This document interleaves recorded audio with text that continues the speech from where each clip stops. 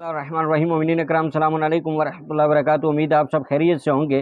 جہاں ہم کسی دوسرے کو معاف نہیں کرتے کہ وہ منافق ہے، وہ بغض کرنے والا ہے، وہ آل محمد سے بغض کرتا ہے، وہ ناسبی ہے، ہم معاف نہیں کرتے، ہم اس کی کھل کر مذمت کرتے ہیں۔ وہاں ہی اگر کوئی اپنا ہمارے لباس میں کوئی گھس کر ہماری صفوں میں ہمیں نقصان پہنچا رہا ہو تو ہم ضرور بے ضرور اس کی مذمت کریں گے۔ ایسے ہی ایک شخص جس کا نام ہے زرق نقوی، علم نہیں ہے، دین کے معاملے میں ذرا بھی علم نہیں ہے، لیکن کتابوں کا ایک انبار لگا رکھا ہے، ان کتابوں سے جملوں کو لیتا ہے، تفسیر بالرائے کرتا ہے، اپنی رائے سے اس مرضی کے جملے نکال کر ان کی اپنی مرضی سے تفسیر کر کے لوگوں کو گمراہ کر رہا ہے۔ اس کی مذمت کے لیے صرف ایک ویڈیو بنا رہا ہوں، چونکہ جاہل ہے، جاہل سے زیادہ الجھنا اپنے نقصان میں ہے، اس لیے صرف ایک ویڈیو ضروری سمجھ رہا ہوں کہ میں بنا کر کے آپ کے سامنے اس کی حقیقت آشکار کر لوں۔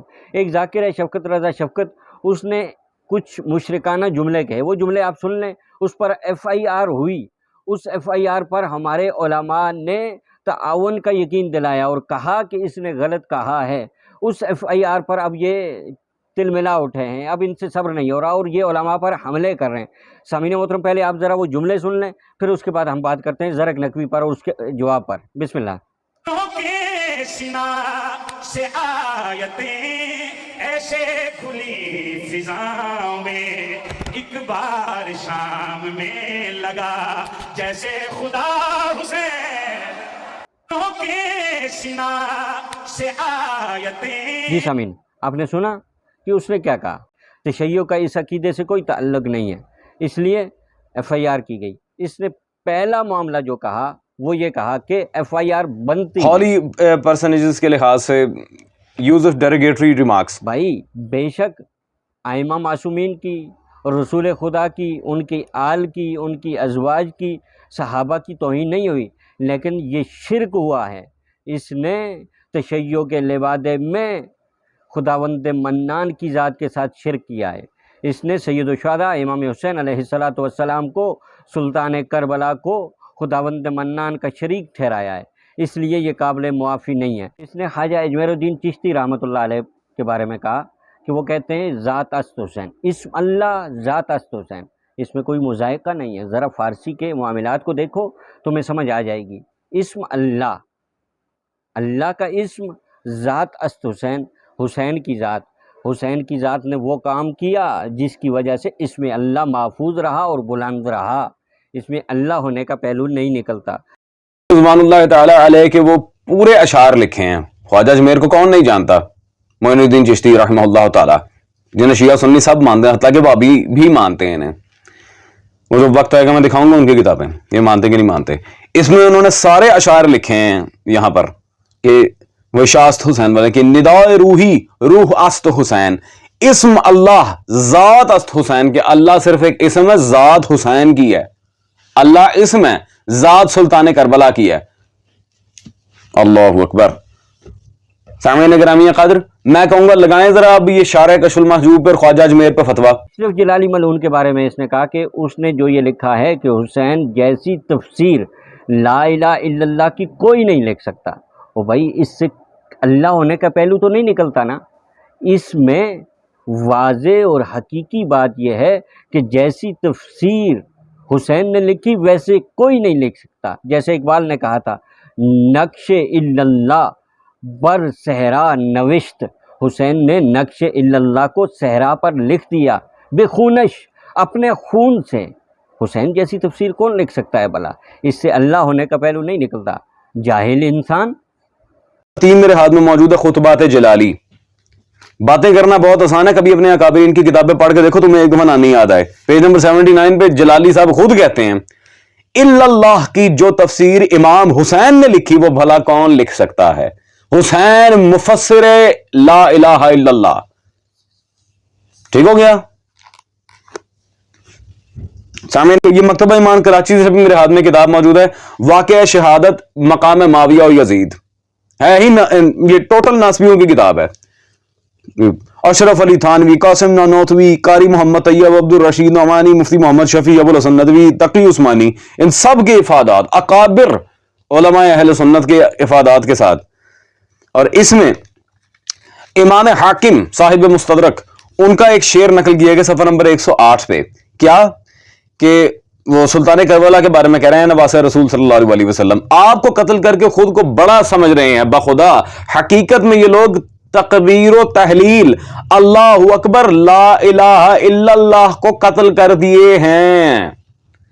نے امام حاکم کے عنوان سے ایک روایت جو نقل کی گئی کہ حسین کا قتل لا الہ کا قتل الا اللہ کا قتل، بھائی حسین محافظ ہے لا الہ کا، اب جو محافظ کو مارے گا گویا اس نے اصل پر حملہ کیا ہے، اس لیے حسین کا قتل واقعاً لا الہ کا قتل ہے، اقدار کا قتل ہے، توحید کا قتل ہے، اسلام کا قتل ہے، چونکہ حسین محافظ تھا۔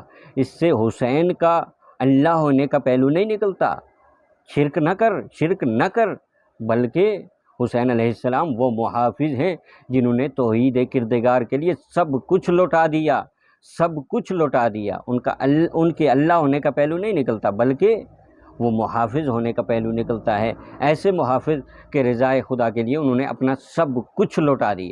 کم ٹو یور پاپا، یہ میرے ہاتھ میں آغا وحید خراسانی کی کتاب، یہ سفینۃ النجاۃ مصباح الہدیٰ سلطان کربلا پہ مجالس کا مجموعہ ہے، صفحہ نمبر 95 پہ مجلس نمبر 9 کا باب اگر پڑھ کے دیکھ لیں ان لگ پتہ جائے گا، توحید، نبوت اور امامت خون سید الشہداء سے قائم ہے۔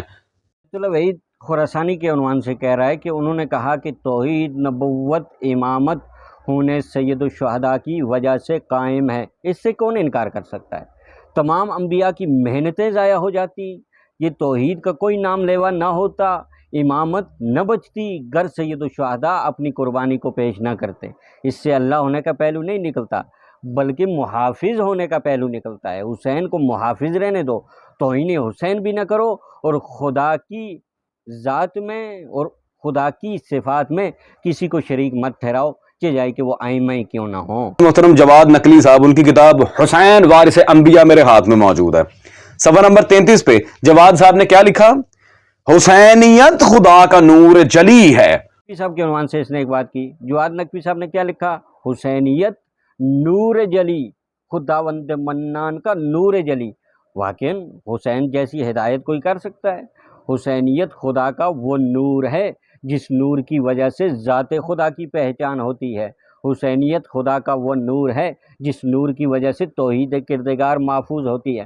اپنی مرضی کی تفسیر کرتے ہوئے ذات خدا نہ بناؤ، بلکہ وہ نور کہ جو انہوں نے لکھا ہے اپنی کتاب میں، اس نور کا معنی یہ ہے کہ ایسا نور خدا کہ جس کی وجہ سے خداوند منان کی توحید محفوظ رہی، امامت محفوظ رہی، انبیاء کی محنت محفوظ رہی، اس سے بھی خدا ہونے کا پہلو نہیں نکلتا۔ جاہل ماشاءاللہ عیدین پر رگڑا لگایا تھا۔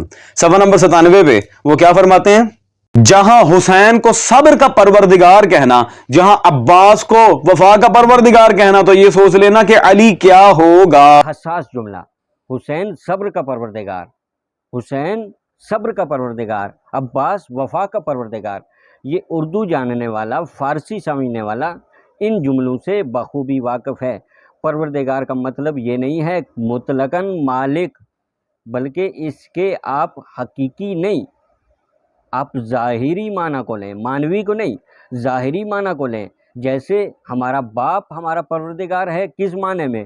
کہ باپ نے ہمیں پالا پوسا، محافظت کی، بڑا کیا، اس معنی میں ہمارا باپ ہمارا پروردگار ہے۔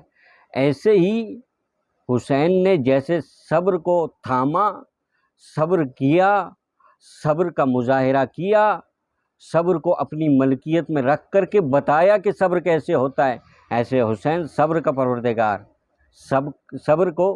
صبر کا پالن ہار، ایسے ہی عباس وفا کا پالن ہار۔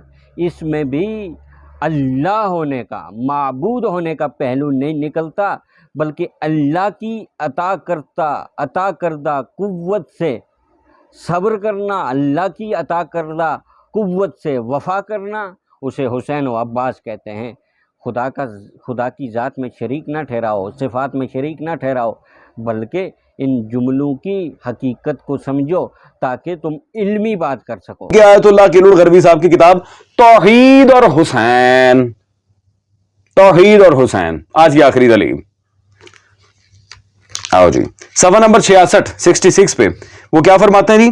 حقہ کے بنا لا الہ حسین صلوات اللہ علیہ، خواجہ اجمیر کا وہی جملہ، یہاں بہت بڑی معنویت پوشیدہ ہے. سوائے خدا کے باطل معبودوں کا انکار کرنا بھی آسان نہیں جب تک انسان حسین سے قوت حاصل نہ کریں. بیت اللہ عقیل غروی انہوں نے کیا کہا؟ ہم قوت حسین سے لیتے ہیں. اگر تمام باطل خداؤں کی نفی کرنا چاہتے ہیں اس وقت تک نہیں کر سکتے جب تک قوت حسین سے نہ لیں. اس سے کون انکار کر سکتا ہے؟ جب یزید جیسے مضبوط تخت نشین کے سامنے کلمہ حق بلند کیا، اپنا سب کچھ قربان کر دیا، لیکن اپنے مقصد سے، مشن سے اور اصل سے، روح سے ایک انچ بھی پیچھے نہیں ہٹے، حسین کے علاوہ کر کون سکتا ہے؟ پھر اگر درس لینا ہے، پھر اگر طاقت لینی ہے، پھر اگر قوت لینی ہے تو یا حسین مدد کہہ کے لو، اللہ تمہارے شامل حال ہو جائے گا. لیکن یہاں پر اللہ ہی دے گا قوت حسین کے صدقے میں. اللہ ہی نے دیے تھے پر حسین کے صدقے، اللہ ہی نے دیے تھے بیٹے حسین کے صدقے، اللہ ہی حاجات کو پوری کرتا ہے حسین کے صدقے. حسین وسیلہ ہے خدا تک پہنچنے کا، نہ کہ حسین خدا ہے، نعوذ باللہ من ذالک. اس لیے باتوں کو سمجھ کر کے کرو، وہ بات کرو کہ جس کے سر اور پاؤں ہوں. اپنی رائے تفسیر نہیں ہو سکتی، اپنی رائے بات نہیں ہو سکتی، اپنی رائے حقیقت نہیں ہو سکتی. علماء میں بیٹھو، علماء سے سیکھو، تب بات کرو. بعد میں وزن ہو، روایات کو تو لیتے ہو، کتابوں کا انبار ضرور موجود ہے، لیکن کسی طور پر بھی تمہاری باتیں عقلی نہیں ہیں، بلکہ صرف اور صرف بدتمیزی پر مبنی ہیں، صرف اور صرف جاہلانہ ہیں. اس لیے باز رہو تاکہ لوگ تمہارے شر سے محفوظ رہ سکیں. سامعین محترم، اگر آپ کو یہ ویڈیو پسند آئی ہے تو چینل سبسکرائب کر دیں، بیل آئیکن کے بٹن کو دبا دیں تاکہ میرا آپ کا یہ ساتھ جاری رہے، ہم اپنے فتنوں کو بھی اسی طرح مٹا سکیں اور غیر کے فتنے کو بھی ہم آشکار کر سکیں، تاکہ ہمارا یہ سفر جاری و ساری رہے. والسلام علیکم ورحمۃ اللہ وبرکاتہ.